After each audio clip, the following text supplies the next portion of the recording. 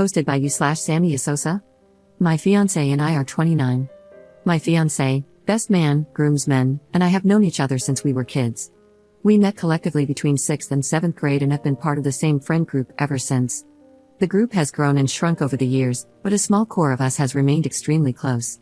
Recently, my fiance's best man, Jason, 30M, has been making jokes when we're hanging out about the two of us dating, and these have now escalated. Admittedly, when I met Jason in 6th grade, I had the biggest crush on him, and everyone knew. I was much taller than average for a girl at that age, and he was one of 2 guys in the entire school as tall as me. But that's where the story ends. I had one hell of an awkward phase in middle school, and he made it very clear from the start that he was not interested. Post-awkward phase, as friends and adults, it was something we constantly joked about, but never seriously, since everything between us had always been platonic. This joke about him rejecting me has recently turned into claims that he dated me first whenever my fiancé and I are around. Despite the inaccuracy and the fact that it's being brought up more often, everything has remained pretty lighthearted in context, and while it's annoying, it's something I've been able to brush off or quickly rebut. This escalated over the weekend when 2 of my fiancé's groomsmen were hanging out with my fiancé and me. The wedding was brought up, and after exchanging a concerned look, they mentioned something had happened with Jason that they thought we should know about. Apparently, Jason had been telling them stories he was considering for his best man speech, with the main one centering around how I had been shared around and had made my way through the entire friend group. While they kept what was explicitly said fairly vague out of respect for me, they made it clear that Jason had crossed the line and insinuated I had slept with the entire group attending the wedding. They made it very clear to Jason that he could not say anything like this in his speech or toast.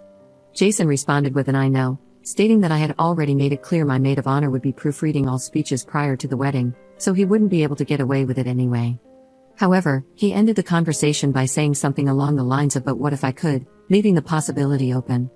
Of all the groomsmen in the party, 6 including Jason, these 2 were the only ones in the core friend group, and the only ones with whom I had any sort of history that could potentially be notable. It was all prior to high school and very innocent. One was my first movie date, where our parents had to drop each of us off because we couldn't drive and picked us up afterward. The other was the classic first 6-month relationship in middle school, where it took 6 weeks to muster enough courage to hug each other between classes in the hallway. Sure, we made out, and very middle school level things happened. But we've all laughed about this for over a decade. I wasn't the only girl in this larger friend group, and throughout the years, this sort of thing happened fairly often. Since we grew up in a smaller area, overlap like this was common in every group, even more so as we went through high school. My fiancé is the only one I have seriously dated or had any sort of intimate relationship with in this friend group. We had an on-again off-again relationship throughout high school that ended for a while when I moved out of state for college, but we remained close friends and eventually reconnected when I moved back in 2019. We started dating in 2021 and engaged in 2023. He's the only one I've ever slept with, etc., which makes this situation even more odd and off-putting. Jason and I have been close friends since high school. When my fiancé was in a toxic relationship that isolated him from Jason after I had left for college, Jason would reach out to me for advice on school, girls, relationships, and more. He had always been our number one supporter, advocating for my fiancé and me to reconcile our relationship throughout college and into adulthood. He even took a bit of credit and would throw around an "I told you so" here and there when we eventually reconnected. I'm not sure how to handle this. I could write an additional post about how frustrated, confused, wronged, and uncomfortable I feel, all of which I plan to discuss in more detail with my fiancé after reflecting on the issue a bit longer. We've all talked about it and recognized that the way Jason is framing things is wrong, but my fiancé and the groomsmen are able to brush it off in a way that I feel I can't. I don't know how to move forward from this or what to do next. Edit.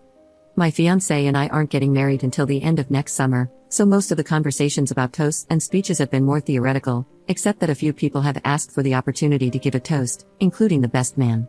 We have loosely shared this information in the Save the Dates, on the website, and other materials. My fiancé and the best man have been best friends since kindergarten. They were neighbors and inseparable until they each went their own way for college. My fiancé's parents basically raised him alongside my fiancé. Jason has always strictly expressed only platonic feelings for me. Even when both of us were single or alone together, we have only ever acted as friends since my embarrassing early middle school crush. Update 2 days later. First, I want to thank those who were clear and honest about how alarming the situation was from their perspective. When I posted, I was still processing various feelings about the matter, and I still am, which not only limited my ability to fully consider the situation from a different perspective but also left me in a state of paralysis regarding what to do next, both in the short and long term. Given the nature of the situation, a lot of historical context was omitted to avoid making the original post too lengthy. I have done my best to include the most relevant context based on the original comments in my update below. Since posting, I have spoken in further detail with both my fiancé and one of the other groomsmen involved. I also confided in my maid of honor to gain an additional perspective outside of this specific friend group. After these conversations and reading through all the comments on the original post, I've come to realize the significance of a few key details. 1. Jason has a deep-rooted superiority complex. He always has, and it's something many in our friend group have become accustomed to. He has always been the type who seemed to believe he was the standout among his friends, whether through education, athletics, his career, or with women.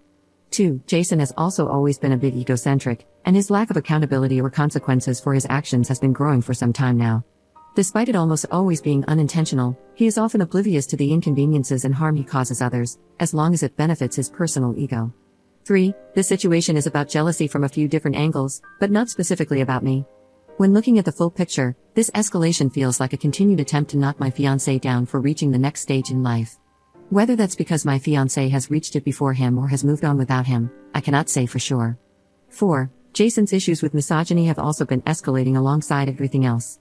His lack of respect for the women he has dated seems to have worsened. Much of the personal tension between him and me recently stems from his views on women, which have veered into more disrespectful territory, alluding to a growing belief that, due to their gender alone, women are inferior. And 5. The good friend he was to me over the years, kind, supportive, never overstepping boundaries, and always there when needed, can exist alongside this other side of him. These things are not mutually exclusive. Life happens, and people grow, sometimes in opposite directions. So, I spoke in depth with one of the groomsmen to gain further transparency about the situation and what was explicitly said.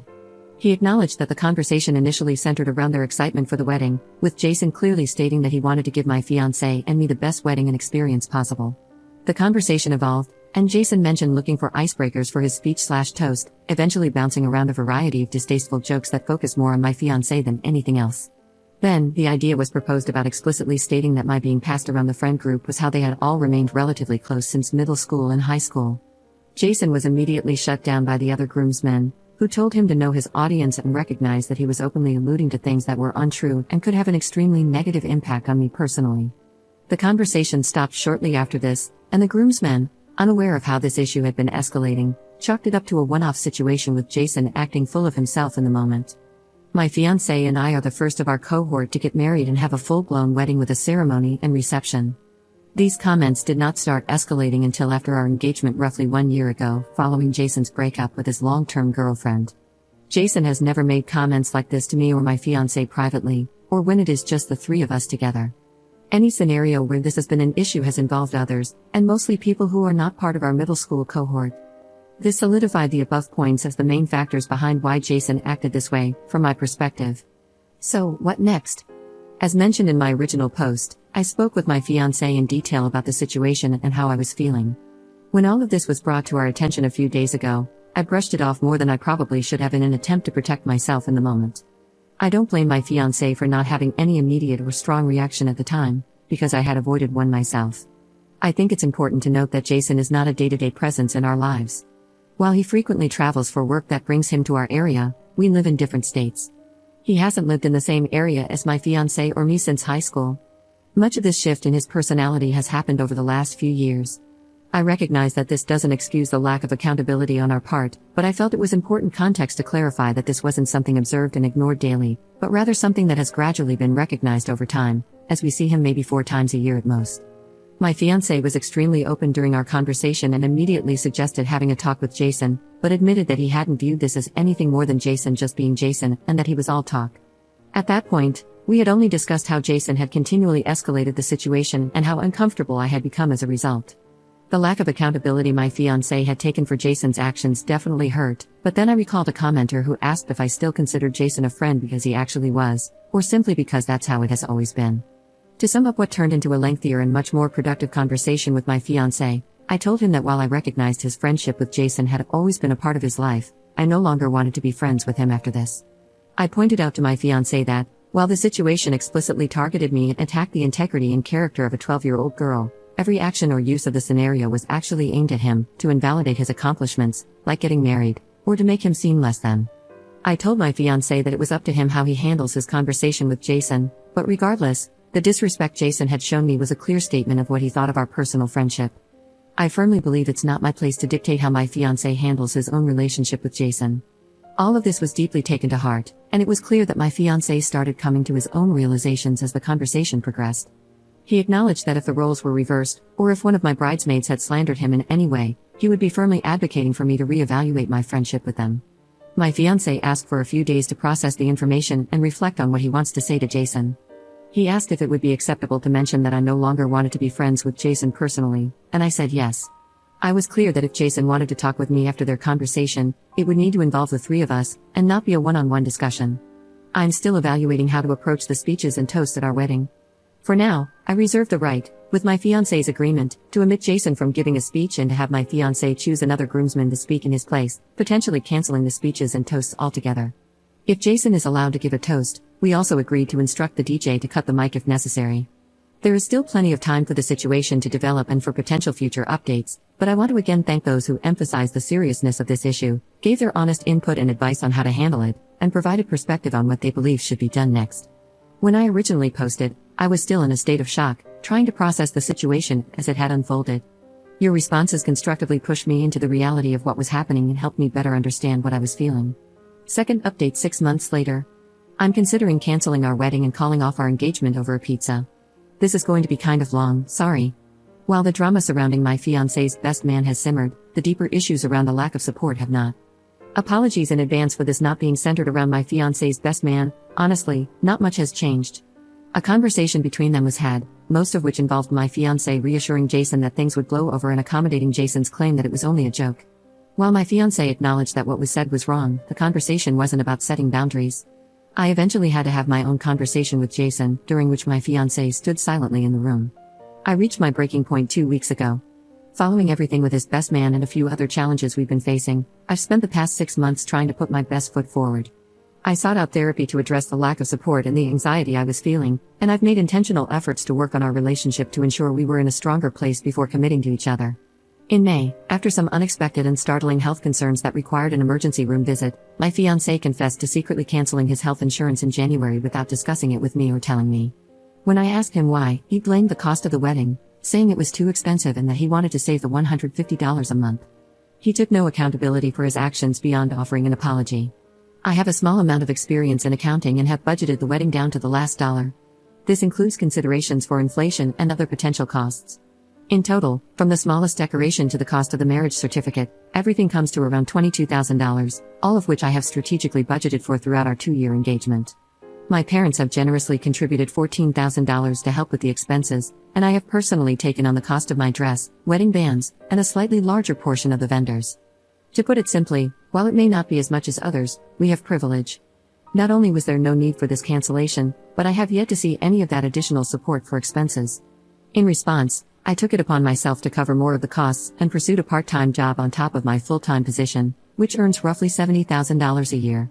While it's not by a large margin, I do earn more than him individually, and I have greater responsibilities in my daily work life, with longer hours and a significant amount of expected travel as a result.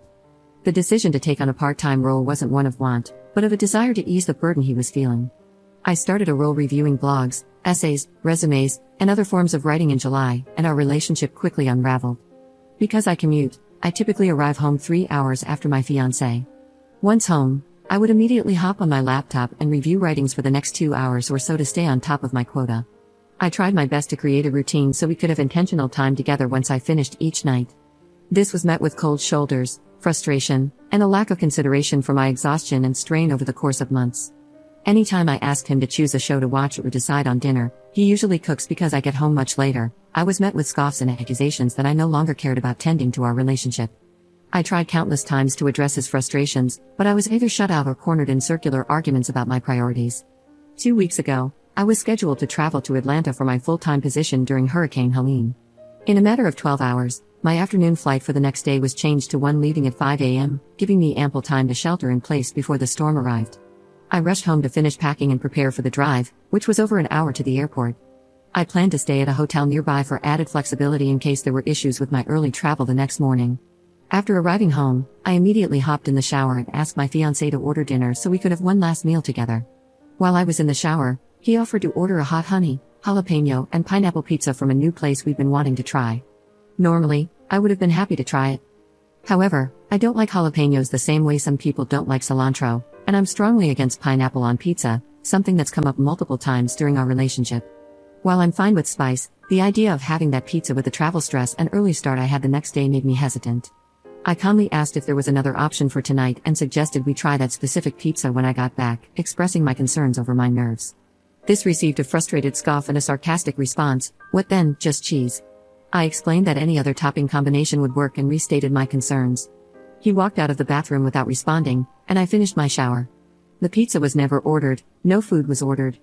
As soon as I got out of the shower, I followed up, asking if there was another option he wanted or another place to consider, and I received a prompt no. While I finished getting ready, I asked again if anything had been ordered, and again the answer was no. I finally snapped, begging and demanding him to order the hot honey pizza because I was out of time. He accused me of making him feel like he was forcing me into the decision, but after some back and forth, the pizza was finally ordered. The mood immediately shifted, and everything felt peaceful, warm, and loving at home until I left. Yet, I cried the entire hour and 15-minute drive to the airport hotel. I cried the entire next day, throughout the storm in Atlanta, and the day after. Following a lack of sleep, stress, and intense emotions, I had a complete mental breakdown, realizing I couldn't live like this anymore. I called my fiancé and poured out every frustration, emotion, and feeling, though I admit it probably wasn't presented in the best way, but none of it was well received. In the 2 weeks since, despite many attempts, our conversations have gone nowhere, with only ultimatums being offered for me to make. I've proposed countless alternatives that focus on us working on ourselves and our relationship over the next few months, but he is only seeking a definitive answer about whether or not we will be getting married next summer. He's made it clear that this decision must be made by the end of October. At this point, I don't see how I can possibly gain the confidence to commit to him by next summer. For the sake of not doubling the length of this post, I'll leave it at this for now. All of this is being discussed with my therapist. At this time, he has chosen not to pursue counseling with me, despite my asking and advocating for it. Many words have been exchanged, and I am trying. But I'm starting to second guess and waver on just how far love can get me through all of this.